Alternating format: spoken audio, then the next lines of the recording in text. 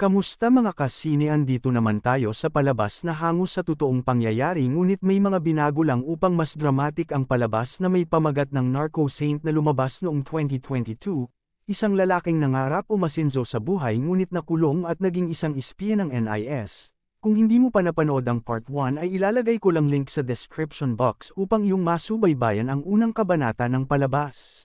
Bago magsimula, maaari bang pa-subscribe at pahit na din ang notification bell para makagawa pa kami ng ganito? Salamat sa'yo. At dito kinausap siya ng sundalo na ililipat umano ito sa bansang St. Martin dahil doon siya lilitisin. Nagsalita naman siya na wala siyang alam sa pinagbabawal na gamot at isa lang akong negosyante. Kalaunan bumiyahe na ito papunta sa kanyang pagdadalhan. Maya-maya lang din ay dumating na sila sa bilangguan. Kinausap naman niya ang tagabantay kung pwede ba siyang makigamit ng telepono. Sumagot naman ito na hindi pwede kasi malaki ang kasalanan mo. Habang naglalakad sila, napansin naman siya ng isang lalaki at tinitigan ito. Kinausap niya ito ulit at sinabi na may $200 ako sa wallet at pwede mo yung kunin. Kalaunan pumayag na ito. Dito ay nag-usap sila ng kanyang asawa at pinaliwanag niya na wala siyang kinalaman sa pagpuslit ng pinagbabawal na gamot. Nagalit naman ito sa embassy dahil wala umanong abogado na pinadala mula sa Korea upang matulungan siya. Tinanong din niya kung tumawag ba si Park Ong-soo sa kanya. Sinabi naman ng kanyang asawa na walang tumawag sa kanya at maghahanap ako ng abogado upang makalaya siya. Sumagot naman ito na masyadong mahal kumuha ng sariling abogado. Tumugon naman ang kanyang asawa na ibebenta niya ang bahay dahil natatakot ito sa mangyayari sa kanya. Sinabi din ni Kang In-go na wag mong gagawin yan at maghahanap ako ng paraan. Nagsalita naman ang bantay na paparating na ang kanyang kasama kaya ibaba muna ang telepono at dito nagpaalam na siya sa kanyang pamilya. Agad naman itong pinalabas ng bantay.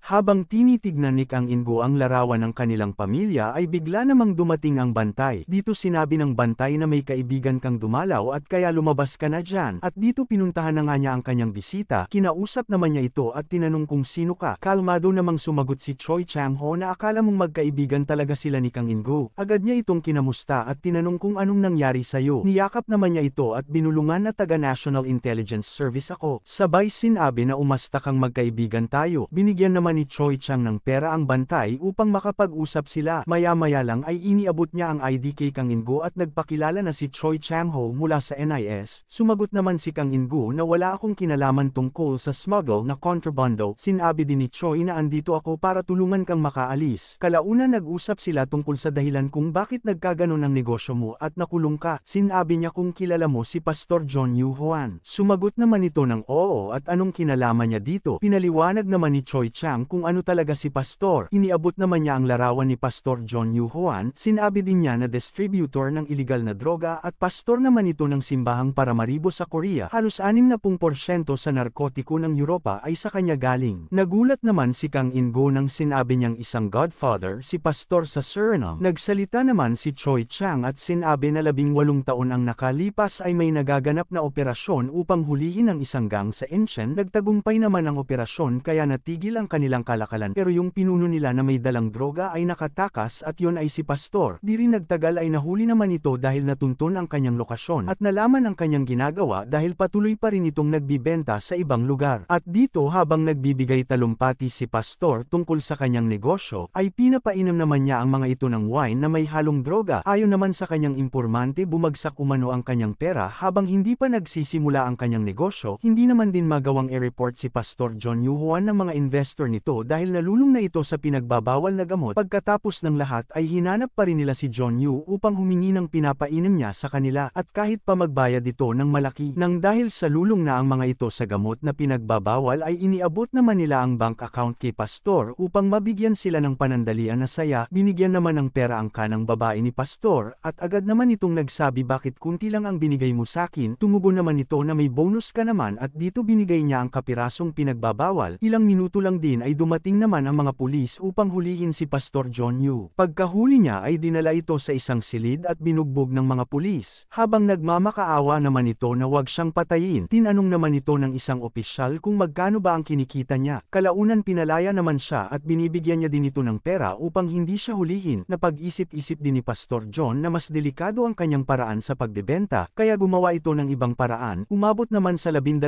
ang kanyang kasapi kaya umunlad ang simbahan nito. Dahil din sa matamis nitong pananalita habang pinapainom naman niya ng pinagbabawal na gamot. Milyon-milyon na ang pumapasok sa kanyang simbahan, isang araw nagulat ito dahil dumating ang opisyal ng pulis, at dito binayaran niya ulit. Habang nakatingin sa papaalis na pulis ay nagalit ito dahil nalaman ang kanyang ginagawa, at dumating na din sa punto na nagbigay na naman siya ng pera. Sinabi din ng pulis sa kanya na kailangan mong magbigay sakin kada buwan. Nang di na ito makatiis ay pinatay na niya ito gamit ang lubid. Kalaunan naghanap na ito ng bansa na walang nakakakilala sa kanya. Pumasok naman ang mga tauhan niya na may dalang pagkain at dyaryo. Habang nagbabasa ito ay napansin naman niya ang bansang Suriname, na maliit lang at malapit naman ito sa bansang Amerika, na may kalahating milyong katao lang ang nakatira at kunti lang din hanggang dito kaya madali lang niya itong hawakan. Kalaunan nagtungo na ito sa Suriname upang umpisahan na ang kanyang mga plano. At dito napili ni Pastor John Yo si General Delano na nagsimula ng kudeta sa bansa upang maagaw ang kapangyarihan sa dating namumuno dito. Binigyan naman niya ito ng tradisyonal na kayamanan na galing pa Korea at isang espada na galing din kay Son Shi. Pinahiwatig din ni Pastor na ang may-ari niyan ay isa sa pinakamahusay na general ng kasaysayan. Natuwa naman dito si General sa regalo ni Pastor. Kaya kumapit si Delano kay Pastor John dahil kailangan nito ng pera para sa kanyang termino. Unti-unti din niyang pinapabagsak ang mga maliliit na gang upang siya ang humawak sa bansang Suriname nang dahil sa kanya nakapagpasok siya ng pinagbabawal na gamot na galing pa Colombia at eksklusibong siya lang ang pwedeng magbenta. Habang binabalot nila ito sa maliit na supot, sinabi din ng tagapamahala ng simbahan ni Pastor na kailangan lunukin ito ng 10 sa bawat tao. Ginamit din niya ang mga babae upang magpuslit ng pinagbabawal na gamot sa Europa at kahit pa mahuli ang mga ito hindi pa rin nila sinusumbong ang nag-utos sa kanila dahil alagad ng Diyos si Pastor. Nagsanay din ng mga sundalo si Pastor Yonyu habang pinapainom din niya ito na may halong pinagbabawal. Napagtanto din ni Kang Ingu na siya ang naglagay ng iligal na kargamento sa kanyang mga skate na patungo sana ng Korea. Tumugon naman si Choi Chang na oo siya nga ang naglagay sa shipment mo dahil limitado lang din ang pagpuslit papunta ng Europa. Tinanong din niya kung kilala mo ba si Park Ang-soo at alam mo ba kung asan siya ngayon? Dito nilabas niya ang recorder at agad naman niya itong pinakinggan. Nagsabi naman si Mr. Park na nalaman na niya ang tungkol kay Pastor John kung ano talaga siya. Nagsalita din si Choi Chang na wala na si Mr. Park, nalungkot naman ito sa sinapit ng kanyang matalik na kaibigan. Dito sinabi ni Choi Chang na kailangan ko ang tulong mo at magtulungan tayo upang mahuli siya. Pinaliwanag naman niya kung ano dapat ang gagawin. Sinabi din niya na gumawa na kami ng paraan upang mapalabas si Pastor ng Suriname pero hindi kami nagtagumpay. Ang tangi na lang nating gawin ay magbenta siya ng pinagbabawal na gamot sa bansang US. Dahil kung magagawa nating magpuslit siya ng pinagbabawal sa Amerika ay magpapadala ng tauhan ang DEA upang arestuhin si Pastor. Tumugon naman si Kang Ingu kung ano ba ang gagawin. Dito sumagot si Choi Chang na kailangan mong bumalik sa Suriname upang makipagkaibigan sa kanya at pipilitin natin siyang magpuslit ng pinagbabawal sa Amerika. Tumanggi naman si Kang Ingu dahil hindi naman siya pulis. Agad naman sinabi na ikaw na lang ang makakagawa nito. Dito sinabi ni Kang na gawin nating negosyo ito. Bayaran mo ako ng 500 milyon won upang mabalik ang pera kong nawala at tutulungan kita. Agad naman pumayag si Choi Chang at nakipagkasundo sa kanilang usapan. Dito pinaliwanag ni Choi Chang ang unang hakbang na gagawin ni Kang Ingu. Sinabi niya na magpanggap kang totoong tunay na nagbebenta ng pinagbabawal na gamot at gagamitin natin ang bodyguard ni Pastor John mula sa Nigeria na nakakulong. 7 buwan mula sa paglaya mo ay babalik ka sa Suriname. Agad naman niyang sinabi na magbebenta ka sa loob ng bilangguan at padadalhan ka namin. Kinausap naman niya Kang Ingu ang bantay upang siya ang magiging tulay sa pagpasok ng pinagbabawal na gamot. Bumuo din ng grupo si Kang Ingu upang may kasangga siya sa panganib. Nagalit naman ang isang grupo sa kanya dahil nagbebenta umano ito sa kanyang teritoryo. Nagsuntukan naman ang dalawa habang nagsisigawan ang kanilang mga kasapi. Ilang minuto lang din ay natalo na niya ito. Nang kumakain na sila nagsalita naman siya at sinabi na kailangan nilang labanan ang taga-Pranses upang makuha ang teritoryo nito. Ilang buwan lang din ay nakalaya na ito at sinundo naman siya ni Choi Chang upang pag-usapan ang kanilang plano sa kanyang pagbabalik sa Suriname. Ilang oras lang din ay dumating na ito kung saan sila magpupulong. Pinakilala naman ni Choi Chang ang isa pang agent na si Hyan at agad naman siyang binati nito. Habang nakaupo sila ay pinag-usapan naman nila kung paano makuha ni Kang Ingu ang pera na kanyang matatanggap. Dito pinaliwanag ni Choi Chang na ang 200 milyon won ay ede-deposit nila sa account ng asawa niya kada buwan ng 10 beses kasi masyadong malaki ang hinihingi niyang pera para sa kanyang trabaho. Pumayag naman si Kang Ingu pero dapat 40 milyon won kada buwan siyang babayaran dahil ayaw nitong manatili doon ng 1 taon. Sinabi din niya na padalhan mo din ng 30 milyon kada buwan ang pamilya ni Park Ong-soo. Agad naman silang nagkasundo sa presyo na kanilang pinag-usapan, kalaunan nag-umpisa na din si Kang In-go na talakayin at ipaliwanag sa kanila ang mga ginagawa ni Pastor John pati na ang kanyang mga negosyo. Tinalakay din nila ang Chinese gang na namumuno sa Chinatown ng Suriname at kung ano din ang mga negosyo nito. Dito binunyag din niya na nagsusupply ito sa Chinatown ng Europa. Sinabi din niya na kunti lang ang kinikita nito at may balak naman itong magbenta sa ibang lugar pero di pa ito makakaporma. Binahagi naman niya ang plano na sa Chinese gang siya unang tatapak upang kagatin ni Pastor ang unang hakbang nila. Nagsalita naman si Choi Chang na baka mapahamak ka sa gagawin mo at kung mangyari man yun pwede kang tumakbo sa US Embassy. Maya-maya lang din ay tumawag naman ito sa kanyang asawa upang ipagbigay alam na hindi pa siya makakauwi dahil may gagawin pa itong trabaho sa Suriname. Nag-aalala naman ang kanyang asawa dahil sobrang delikado sa bansang yun at sinabi din niya na may nagpadala ng 30 milyon won sa kanya mula sa publisher. Nagsinungaling na lang ito na may kumpanyang kukuha sa kanya upang i-publish ang karanasan niya tungkol sa pagnenegosyo nito sa bansang Suriname. Kalaunan pumayag na din ito kahit masakit sa kanyang kalooban. At dito nakabalik na nga siya sa bansang Suriname. Sinundo naman ito ng taga-hotel habang may nagmamasid naman sa kanyang pagdating. Sinundan naman siya kung saan siya magpunta. Dito dumating na din siya sa isang kasino. Sinabi din niya sa mga bantay na gusto niyang makausap ang boss nila. Agad naman siyang pinapasok. Tinawag naman siyang mangingisda ni Chen Shen at nagsabi ang bilis naman ng paglaya mo. Napansin din niya ang taong nakahiga na puno ng dugo. Tinanong naman ito kung bakit ka nandito. Sumagot naman ito na andito ako para sa pera at hindi sa gyera. Agad naman nagsalita si Chen Shen na marami akong pera kaya di kita kailangan. Sinabi din niya na napakaliit ng pera mo kaya ka nalalamangan ni Pastor John. Nagalit naman ito bigla at sinabi na pinadala ka ba niya dito? Gusto mo bang ilagay kita sa skate? Tumugon naman si Kang In-go nang dahil kay Pastor kaya ako nakulong at namatayan ng matalik na kaibigan. Sinabi din niya na hindi ka ata interesado ng pera. Agad naman itong umalis at bigla namang pinigilan siya ng tauhan nito. At dito pinagpatuloy ni Chen Shen ang ginagawa niya sa lalaking nakahiga. Pagkatapos tinawag ito upang pag-usapan ang kanilang negosyo, dito sinabi niya na magbebenta ako ng pinagbabawal na gamot sa Korea kaya kailangan ko ng tonelada. Nagsalita naman si Chen Shen na alam mo ba kung gaano kalaki ang tonelada? Sumagot naman ito ng oo alam ko kaya tawagan mo ako pag meron ka na. Tumawag naman siya kay Choi Chang Ho upang sabihin na matatagalan pa umano si Chen Shen sa pagkuha ng pinagbabawal na gamot. Kaya maghintay lang tayo.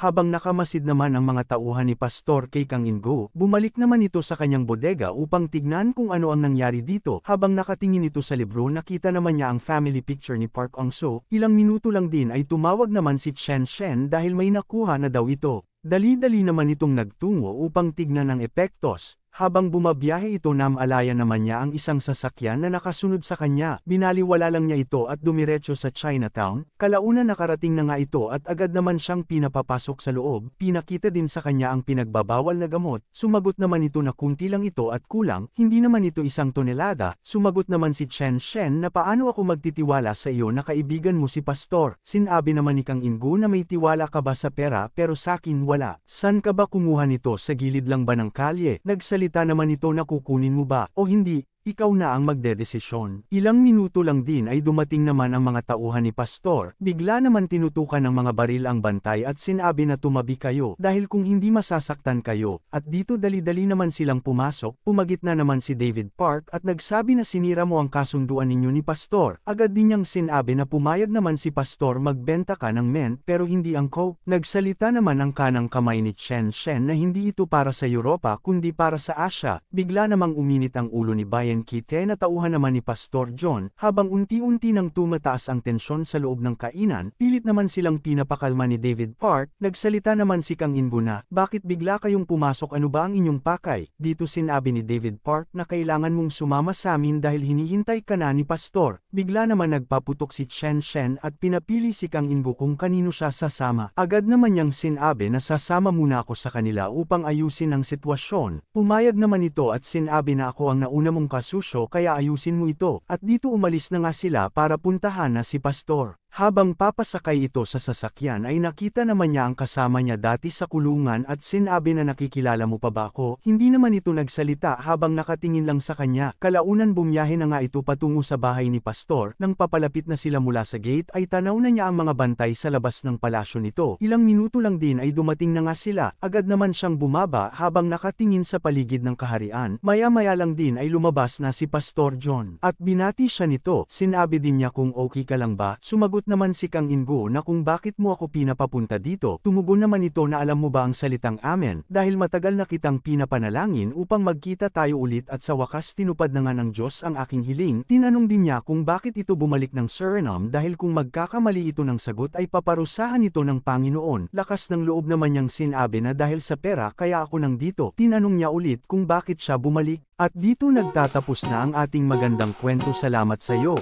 Kung nagustuhan mo ang palabas na ito ay maaari mong panoorin ang part 3 kinabukasan ng alas 5 ng hapon.